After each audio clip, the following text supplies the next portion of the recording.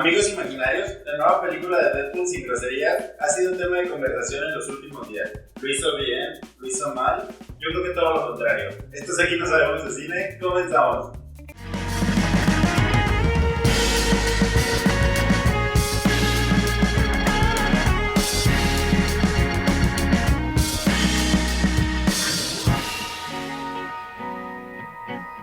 Al ver anunciada esta película, sinceramente, no había considerado necesario ir a verla, pero algo dentro de mí me dijo, vamos. Eso, y llegar tarde a la función de la película que quería ver. Los trailers que llegué a ver de la película se parecían algo atractivos, pero el personaje de Blue me hacía dudar un poco del tono de la película. Yo pensé que iba a estar enfocada en niños más pequeños, y pensaba que podía llegar a ser irritable como ha habido algunos otros casos. Siempre es bueno entrar a la sala de cine con cero expectativas. Esta historia gira alrededor de Vi. Bueno, así le dicen, pero no sé por qué, si se llama Elizabeth. Tal vez es un chiste para más tarde. Ella es una niña de unos 12, 13 años que ya no quiere ser niña, pero sigue siendo niña, como cualquier niño de 12, 13 años. Ella está lidiando con una situación un poco complicada con su papá, que está a punto de ser operado. Su papá, que por cierto parece ser mexicano, que aún estando al borde de fallecer, sigue haciendo chistes sobre eso. En medio de esta situación, Vi regresa a casa de su abuela para ser cuidada. En esta casa Vi parece tener muchos recuerdos muy bonitos con sus papás,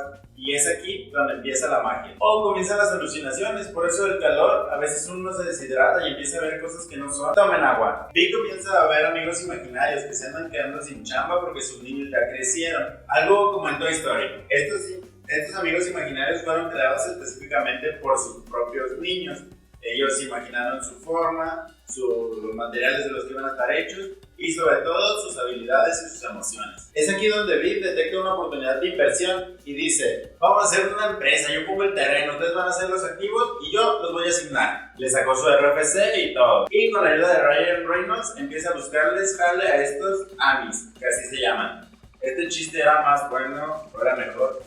En la versión en inglés, que se llamaban Eves, de Imaginary Friends, en español pues les pusieron Amis. Algo que me atrapó de esta película, que en realidad no me esperaba, es que no creo que esté realmente dirigida hacia los niños. Siento que un niño muy pequeño se aburriría. Un niño un poco más grande le parecería absurdo como a mí. A un adolescente ni se la pongas porque el mensaje claramente está dirigido hacia los papás, hacia los adultos. Hace mención en mantener esta parte de la infancia viva, esa sensación de confianza y de libertad que te daba el jugar siendo niño, para preservar esa alegría en la actualidad. Pues eso fue lo que entendí. Dejando de lado que la historia está ciertamente revuelta porque hay muchos momentos en los que no sabemos en dónde estamos caminando, e ignorando algunos elementos que nos dejan ver a Vi como una loquilla del centro vagando por la ciudad, el mensaje se puede entender sin inconvenientes. De esta película quiero mencionar sobre todo el diseño de todos los Amis, el otorgarle a cada uno una personalidad específica y dejar claro todas las variedades que pueda haber en cuanto a materiales creados,